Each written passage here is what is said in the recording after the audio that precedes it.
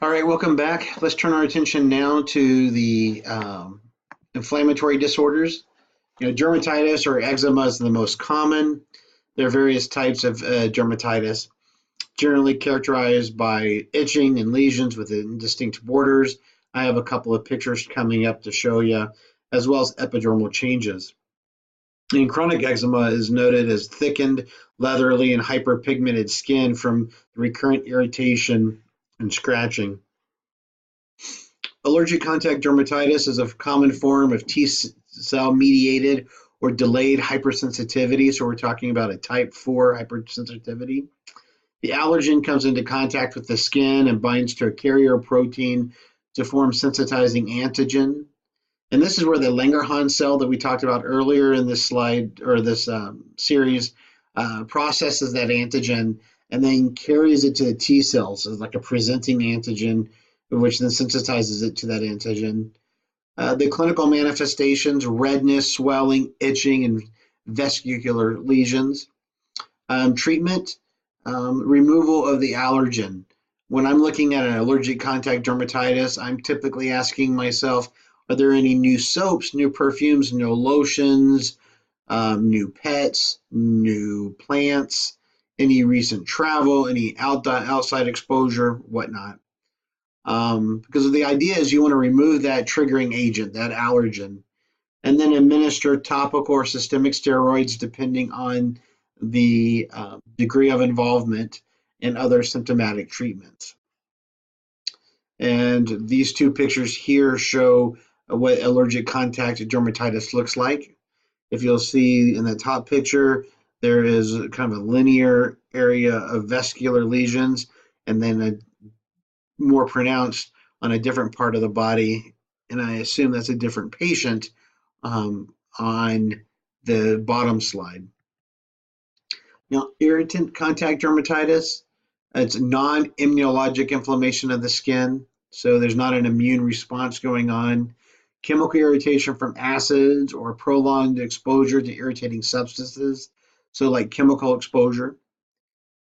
Clinical manifestations is similar to allergic contact dermatitis, and that's the reason it's really important to take a good history.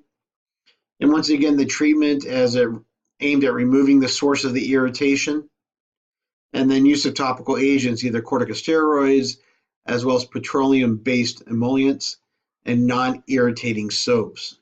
Dove and Ivory are some of the best non-irritating soaps we have out there.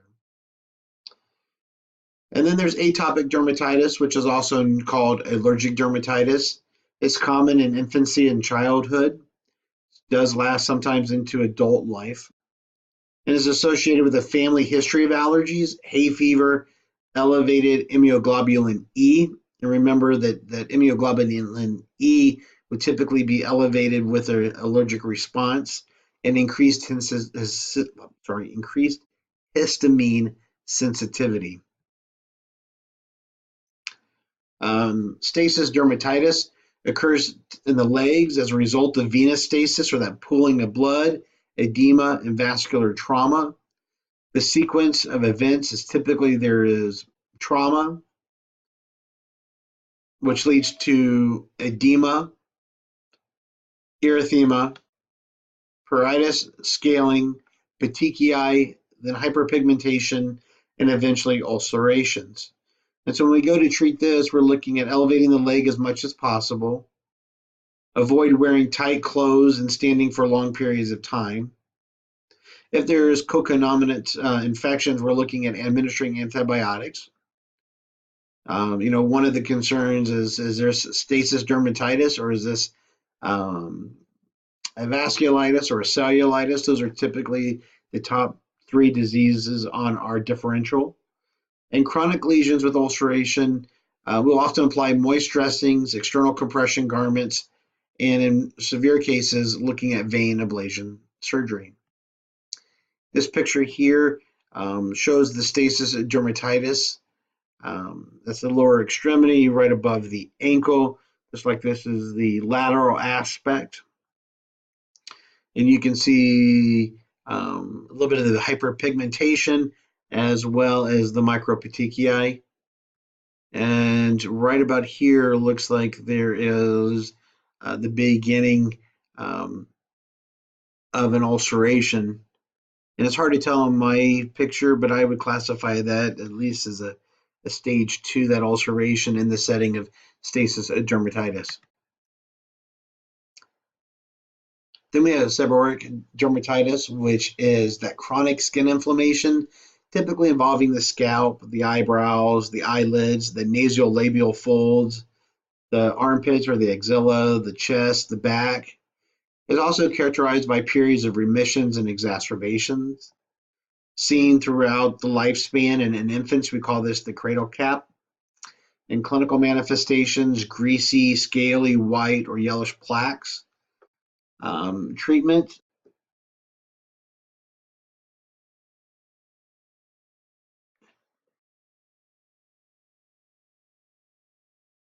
Um, the treatment, mild cases, shampoos containing sulfur or salicylic acid or tar, cotonazole with topical calcineurin inhibitors. And then we also will often use corticosteroid applications to treat severe symptoms, but not for maintenance therapy. This picture here shows a really good pictorial representation of seborrheic dermatitis. We're now going to turn our attention to papillosquamous disorders, in particular that of psoriasis. Psoriasis is a chronic, relapsing, proliferative skin disorder. It is a T-cell autoimmune mediated skin disease.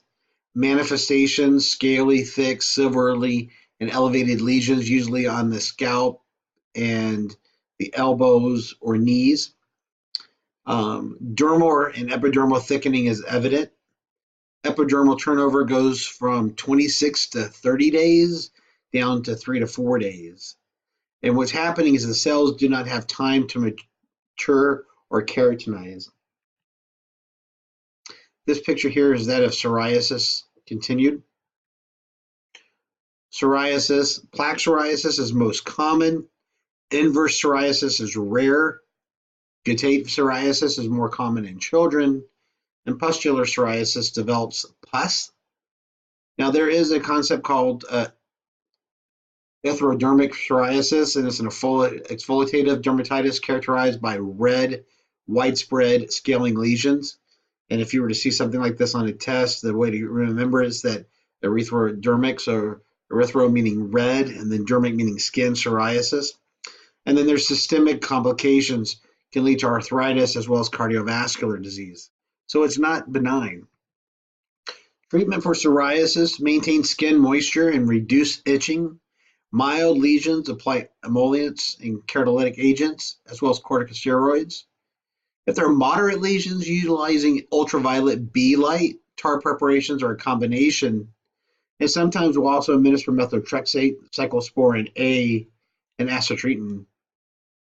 And then for moderate to severe lesions, treatment with photosensitizing agents and oral Sorlin with UVA lighting, and administering tumor necrotizing factor TNF alpha blockers, interleukin 12 and 23 inhibitors, as well as vitamin D3 can help. And the vitamin D3 reduces that epidermal proliferation, so it kind of slows down the turnover. The Patricia rosea is benign, self-limiting inflammatory disorder, usually occurs during the spring and fall, associated with a virus. The hallmark here is a herald patch, which is a circular, demarcated, and is salmon pink in color. And treatment is a UV light with some risk for hyperpigmentation. The use of antihistamines or topical corticosteroids are also valid options. And then sometimes we will also treat with systemic erythromycin and acyclovir, particularly given the association with a virus. And so here's that herald patch I was talking about. And so it's circular, it's demarcated, and it's kind of got that salmon pink color right in the middle. Now there's unction plainness, which is a benign autoinflammatory disorder of the skin and mucous membranes. To be honest with you, it's unknown origin.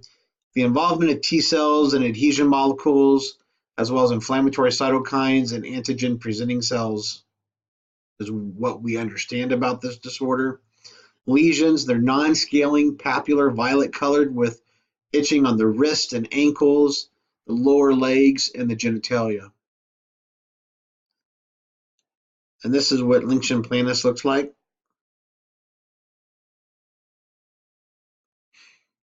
So it's got that non-scaling, papular, violet colored.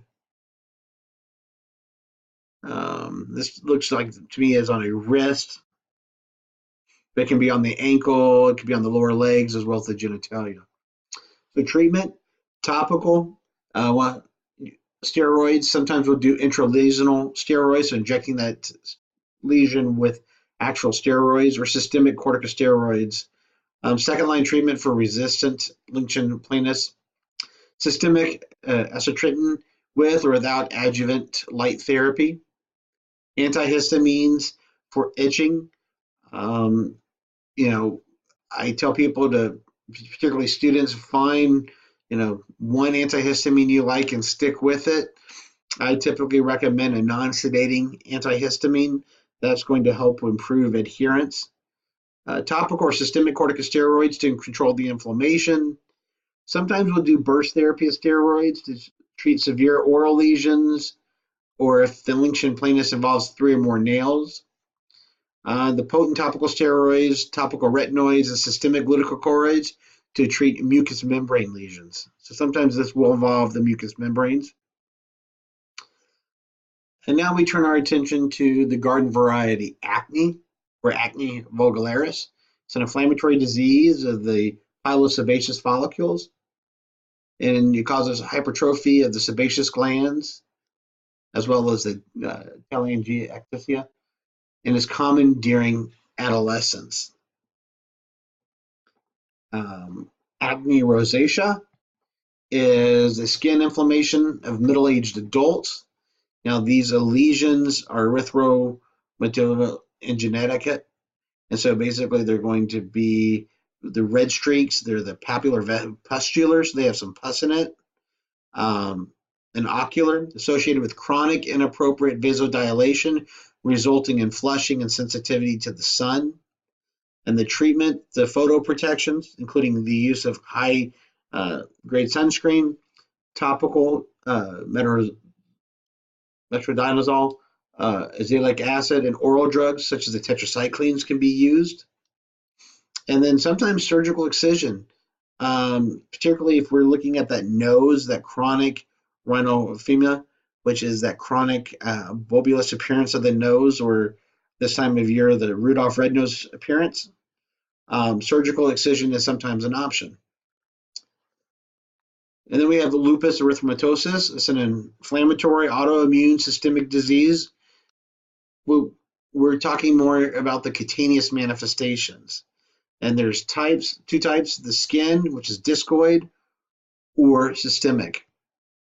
Discoid, cutaneous lupus erythematosus, is further classified into acute, subacute, and chronic.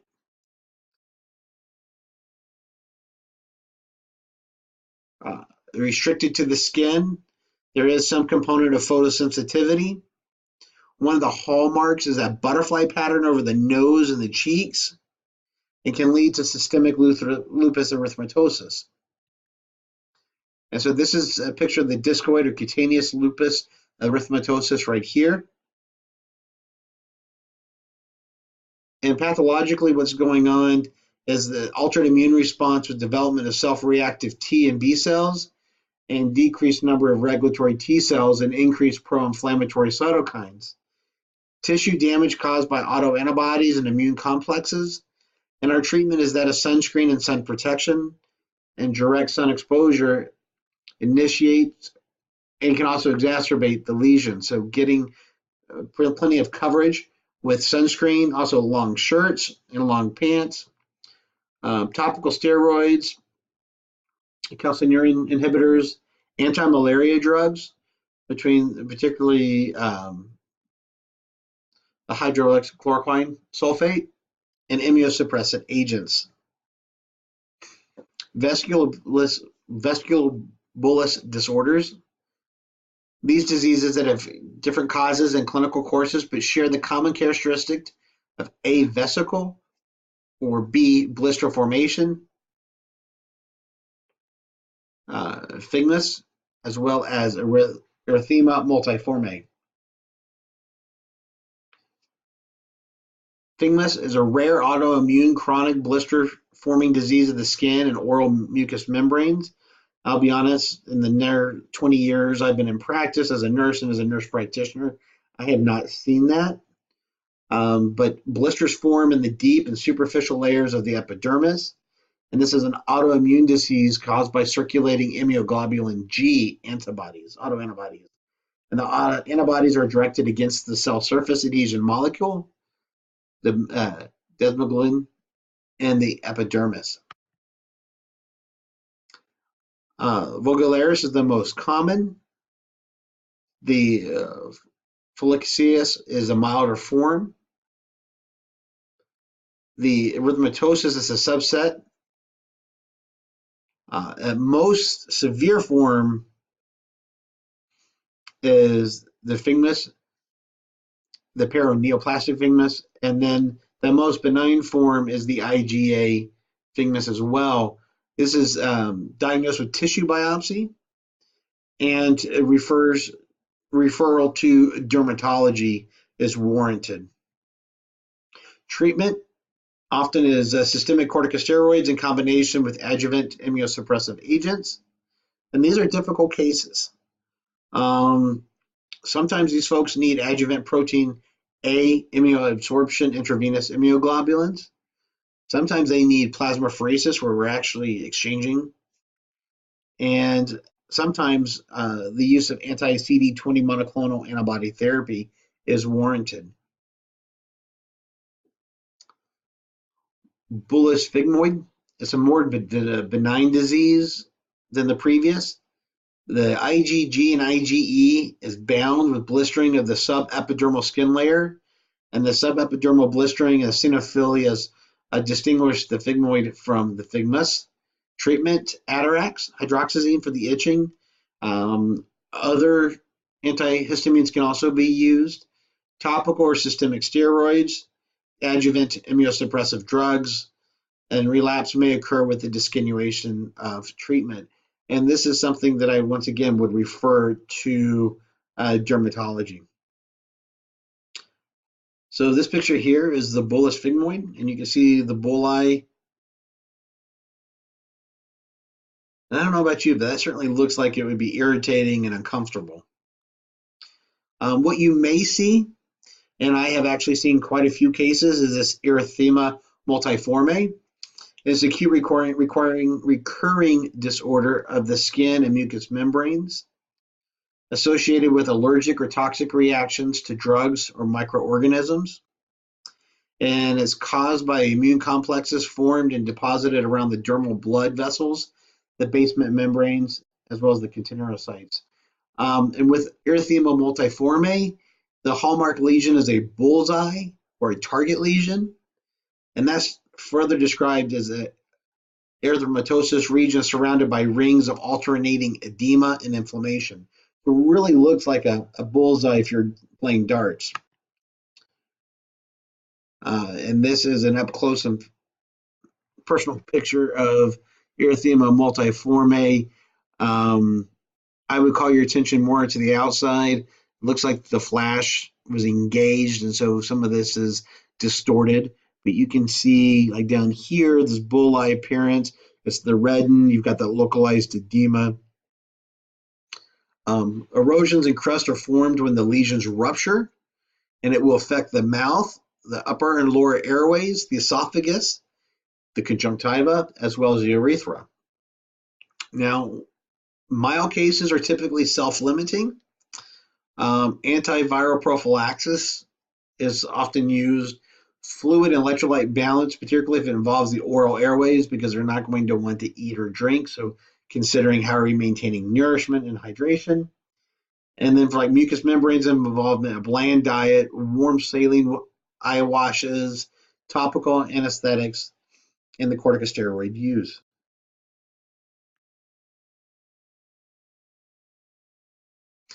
And we're going to stop here for section 2.